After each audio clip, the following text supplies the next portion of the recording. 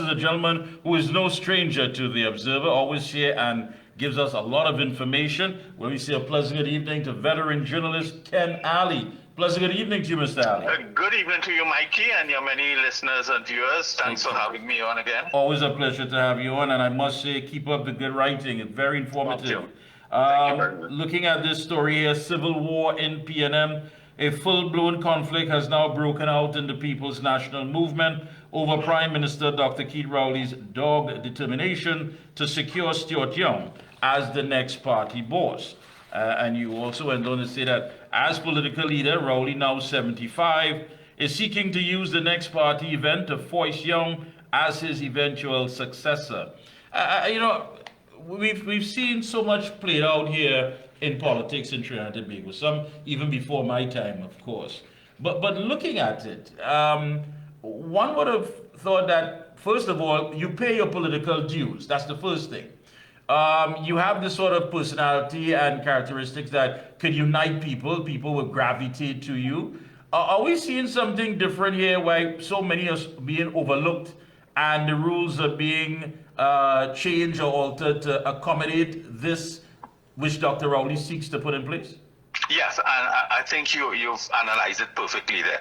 Something new is happening inside the PNM. I call it an existential crisis in that Dr. Rowley, there are two things here. He's a very headstrong leader, and he's determined that this is the way it must go, and so he wants it to go this way. And the way he wants it is that he wants to move the PNM away from its moorings as a black urban party, because he said to the General Council over the weekend that the party is not an African party. In other words, he is seeking to make the party, in his view, more broad-based and representative of the people.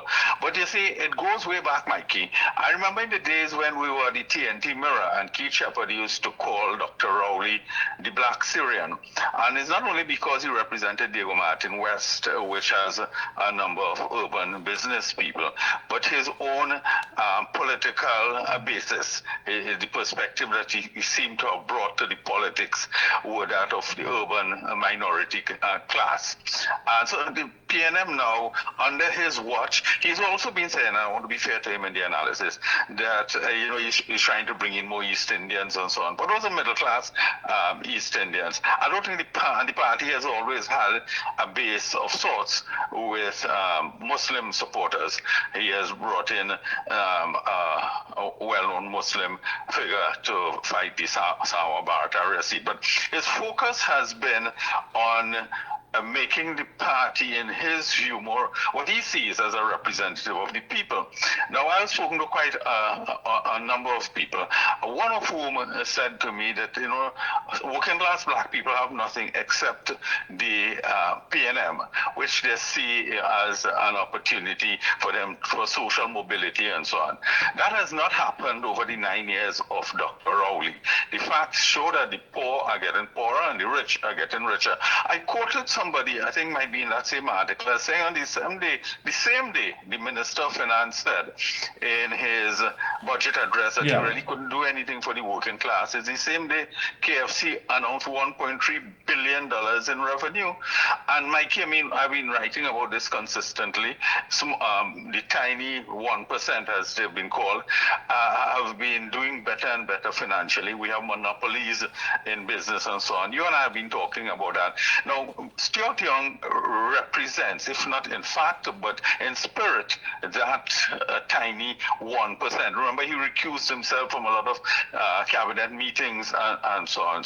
And he comes from a family of bankers and so on. You contrast that with the image that the PNM has. So there's a major crisis. What surprises me in all of this is that, unlike the PNM of the past, people are standing up now. There are people within the cabinet who are outspoken, not at the General Council or the cabinet, but they're talking to people, they're mobilizing people. There is, I think I could call his name, Robert LeHunt, former vice chairman, who is not a happy man. Jennifer Batiste voted. She was the only one who voted, but almost half the number of delegates at the General Council council meeting last Saturday, did not vote on the matter of the postponement of the election and the convention. So something is happening inside the PNM. Dr. Rowley, he turned 75 on the 24th. When is that? In 2 days' time, he turned 75 years old. He hinted already coming to the end of his career. He wants to make the party in his own image and likeness, and Stuart Young represents that to him. But he is going to have a serious fight on his hands. Now, they have this issue of the one person, one vote, one man, one vote.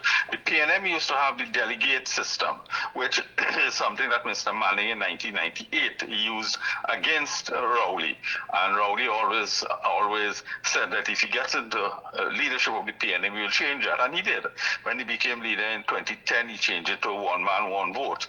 Now he's trying, and it is clear, I could use the word, he's trying to manipulate the party members and delegates to get Stuart Young.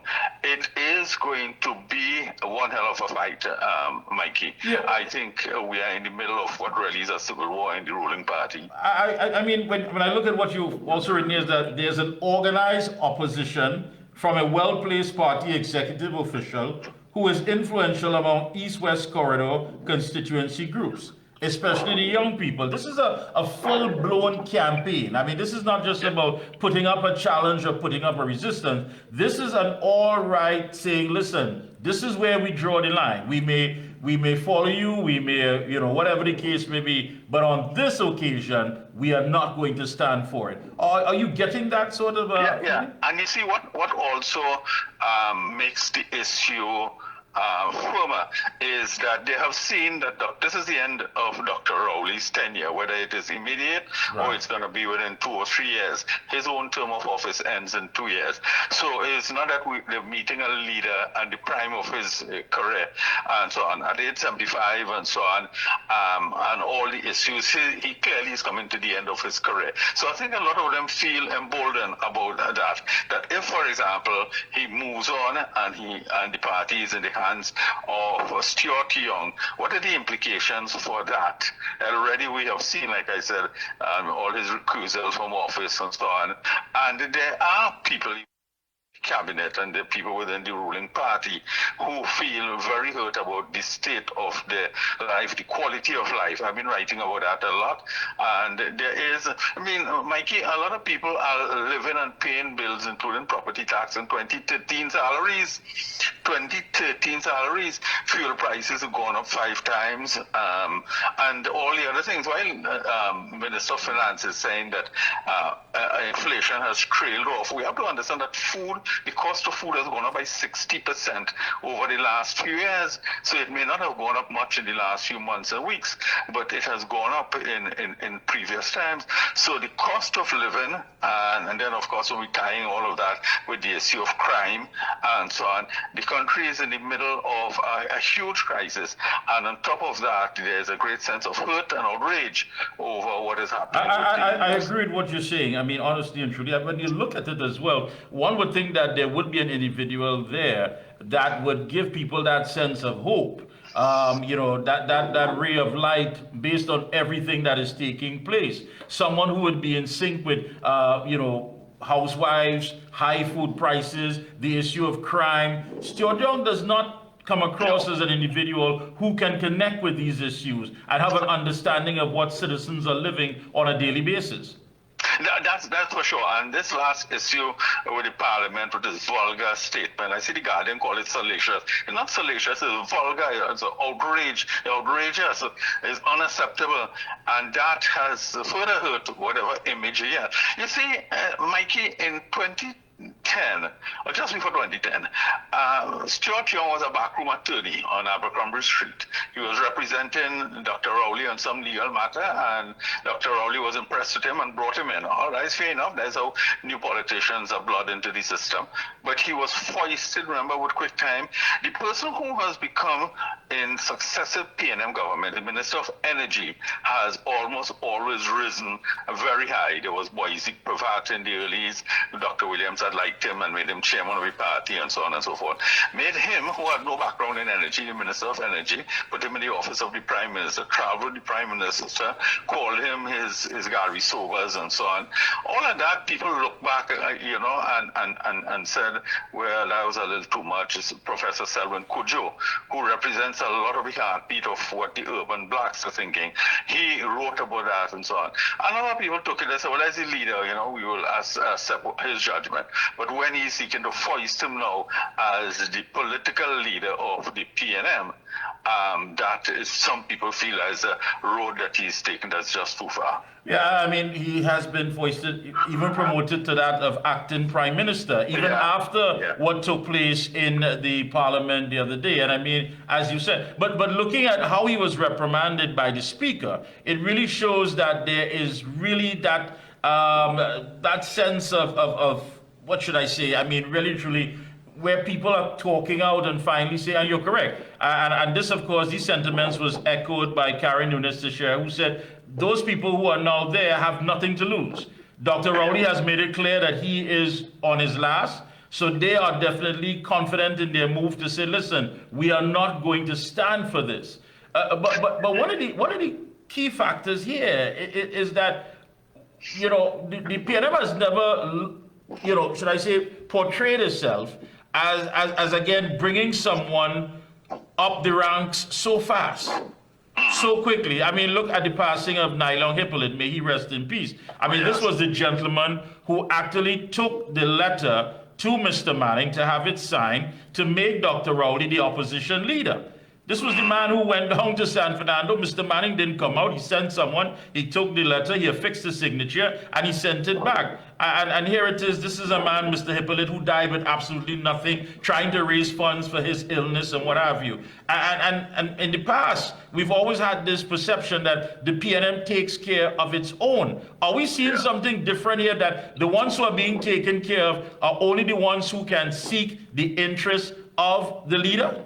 Yeah, and you see, the party has lost its moorings. I'm glad you're paying tribute to Mr. Hippolyte, because I also heard good things about him and so on.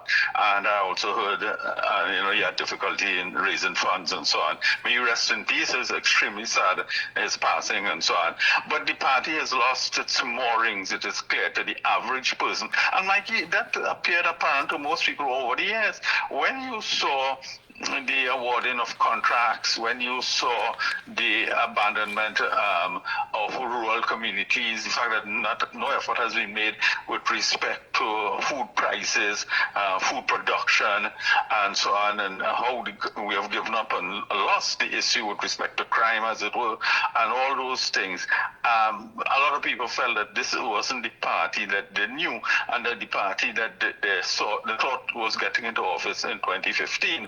And then the policies. But like I say, in the mirror, and I remember giving his credit, Keith Shepard had analyzed that very early, and he called him the Black Syrian because he saw him as representing the interests of the small urban business class, which he did. I mean, first as Diego Martin MP, but as seeking their interest above that of many others. And you see, Mikey, Dr. Rowley is not a representative politician who would go on the ground and listen to people and their problems and so on. When there were problems, remember when there were floods and so on, it's difficult to get him to come on the ground, and then he would come with a token brief visit and so on. He's not the representative type politician and that the country requires. He rules by thumb, by decree, by high-handedness and speaking down in Parliament and to the media and so on. And all those things, of course, the party dearly with the working masses. So, and I think Mrs. Nunes Teixeira has said it very well, that people feel they have nothing to lose. I'm saying he's at the end of his career. The party could be in a serious existential crisis as a result of all that is happening here. Yeah, and you also wrote that, the fact that election will lead to an earlier than expected general election unless the intra-party peace is negotiated. But I think Dr. Rowley has basically drawn the line in the sand. He said, listen, here it is, my Gary Sobers made mistake, whatever, he was reprimanded, but he is still fitting to act as prime minister in my absence. So he's going full steam ahead to ensure that, and it appears by all that is taking place, to ensure that Mr. Young is the successor. Yeah. No, Doctor, don't expect Dr. Rowley to back down. He's not that type of personality. Don't expect him to back down. Then Ken, how is this going to play out? I mean, how is he going to be able to keep peace if it is that you have others who, of course, as you mentioned, organize opposition? These are campaigns that are being run from inside the party. Yes. And you know, it brings me to the point here of when it is in 2010 during the PNM political campaign, when they were having, a parallel sort of a campaign to what Mr. Manning was having in Indigo Martin. It was, I believe, Mr. Hines, Dr. Rowley, who stood up and said something about we're going to have enough time after the election to look at the captain of the ship, and if we have to hold the captain accountable. Are we seeing this playing out once again? Because karma is a hell of a thing. Well, I'm glad you're saying karma because, the 2010 snap election was called by Mr. Manning when Mr. Spasad Bisesa, who was opposition leader then, brought a motion of no confidence in the government. And there were fears by Mr. Manning, and genuine and deserving fears, that a few people of the PNM would vote with the opposition or would not turn up to vote on that day, giving a victory to the opposition. And therefore, it is understood that if you lose a motion of no confidence, you must resign.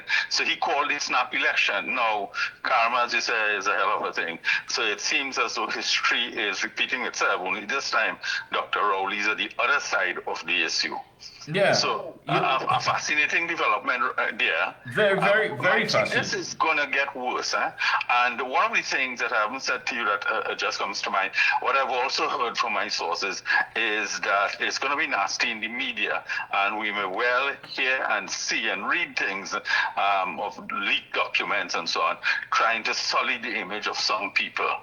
Yeah. Right, so that's something to look forward to. Well, as a matter of fact, to be honest with you, my friend, there are those who have weighed in on this issue that took place in Parliament and said that it may have been a setup because what you were looking at the current chairman of the party and the former chairman of the party. So one has to ask the question, are there those who are there to undermine and perhaps have a personal axe to grind in all that is being played out? Because you're talking about players who have years of experience, who are not simply going to just sit by and be sidelined when it is that someone else's agenda is playing out. I mean, we have to take that in consideration. And when you talk about how serious this is, if this is something that cannot be patched up, and Dr. Rowley simply cannot hold it together because the PNM is fighting the PNM, then he would have no choice but to say, listen, ring that bell.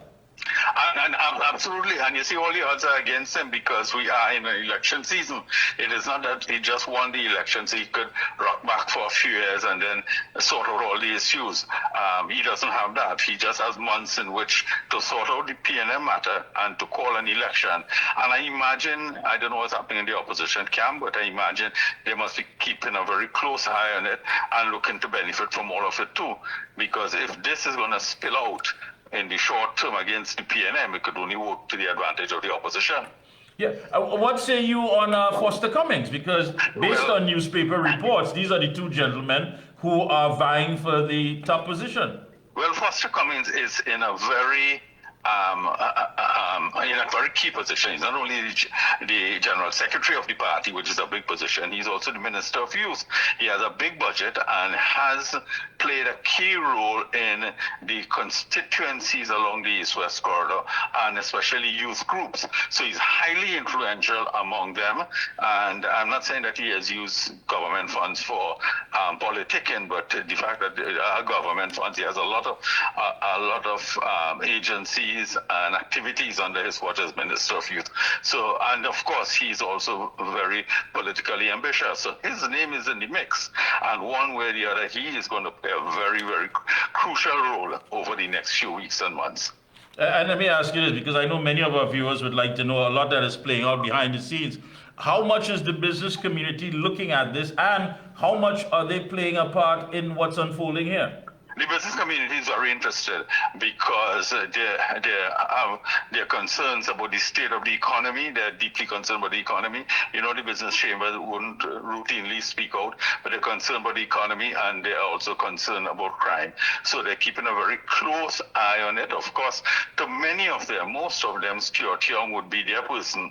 But of course, the business community being what it is, they're not going to come out openly, you know. But it'd be interesting to see if it becomes an open warfare and it requires funding and so on, where the funding goes and so on. But the business community generally, maybe not, well, maybe generally or not, are very disenchanted by the performance of Dr. Rowley as Prime Minister. The two issues, the economy and the state of crime. Yep. So they have vested interest in what is happening there. Ken, we are at 524 murders. I know that Independent Senator Suniti Maharaj made some comments yesterday saying that there's no money even allocated for border patrol or defending our borders.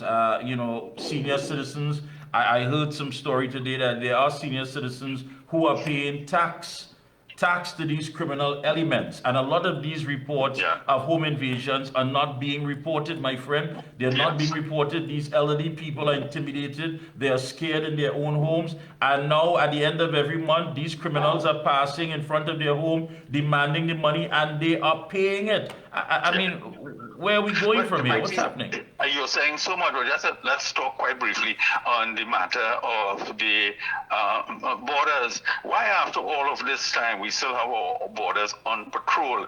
The American authorities, I draw people's attention to this, the American authorities calling the Prime Minister, Anthony Blinken himself, the Secretary of State, sat in Washington in February and said, listen, you have a problem with organized crime here. You have terrorists coming in and putting mercenary hits and so on and so forth. The drug issue, the gun running, and so on. I don't know if you saw Mia Motley speaking at the UN last week and confronting the government and the Americans on the issue of gun running. So we're not manufacturing guns here, and we are the victim of that. How come our government not talking about securing our borders and dealing effectively with guns and so on? All these crimes are illegal guns, none of which manufactured here. And as Senator Suniti Maharaj said, and others, why and no effort being made to deal with our borders where illegal immigrants, contraband goods are coming in here, guns, and so on. And so we have to ask those questions. Why, after all of this time, we still have the borders, and the Americans have a vested interest in all of this. There are 5 agencies. This new American embassy they're building in Port of Spain, it's a large structure they're putting on because they're putting these 5 agencies permanently in Port of Spain. This is a first in Trinidad and Tobago. They have an interest. This new, well, she's not so new anymore, the ambassador Candice Bond is a determined, focused person, and she wants to make a difference. But after all this time, look where the borders remain loose and on patrol. Yeah. Ken, I want to thank you so much for taking time out, as always, to enlighten us. A lot of information. We're going to see how this unfolds, bring you back. Keep up the good writing. And again, best of luck to you and your entire team, my friend. Thank you very much, Mikey. Best wishes to you too. Thank you so much.